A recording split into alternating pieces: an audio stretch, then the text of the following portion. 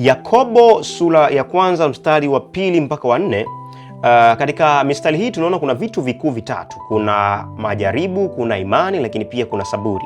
Tukianza na mstari wa 2, neno la Mungu linasema, ndugu zangu, hesabuni ya kuwa ni furaha tupu mkiangukia katika majaribu mbalimbali.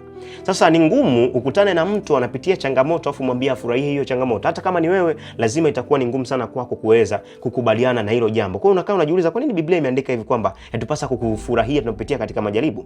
Sasa lengo la sisi kupitishwa kwenye majaribu ni nini? Majaribu yanatokea kuimarisha imani zetu. Yanatokea kuimarisha imani yetu. Ndio maana ukisoma mstari wa 3, maandiko yanasema, mkifahamu ya kuwa kujaribiwa kwa imani yenu huleta saburi. Kumbe lengo la kuletwa kwa majaribu ni ili uweze kupimwa imani yetu.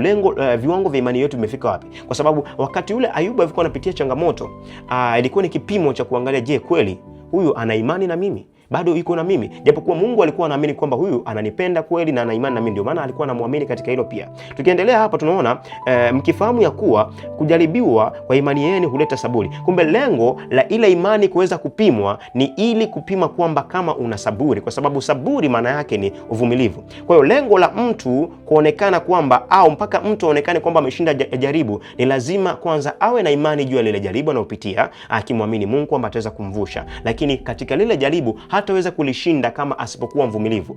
Ndio maana lengo la mstari huu wa 2 kuandikwa kwamba yatupasa kufurahia tunapopitia katika magumu au tunapitia katika jaribu, sio wakati ule ambao tuko kwenye jaribu, bali ni kile kitakachokuja kutokea baada ya jaribu. Ndio maana tunaona hata Ayubu alipokuwa anapitia katika changamoto alikuwa anaumia kweli kweli, lakini alikuja kupata furaha baada ya nini? Baada ya lile jaribu alikuwa anapitia. Kwa hiyo lengo kuu kuweza kuandikiwa hivi vitu kwamba majaribu, imani na saburi, ni lazima uwe na imani juu ya kile unachopitia, lakini hiyo imani haitaweza kufanya kazi kama hautakuwa mvumilivu katika changamoto unazopitia. Alafu ndipo mstari ule wa 2 sasa utakuja kukamilishwa, ambao unasema, ndugu zangu, hesabuni ya kuwa ni furaha tupu mkiangukia katika majaribu mbalimbali. Kwa hiyo furaha inayopaswa kuwa nayo ni ukiingia kwenye jaribu na kabisa, hakika mwisho wangu ni mzuri kuliko mwanzo wangu huu nilionao. Kwa hiyo ndio pale furaha inapokuja kutokea kwamba mimi nitashinda na zaidi ya kushinda. Mungu akubariki.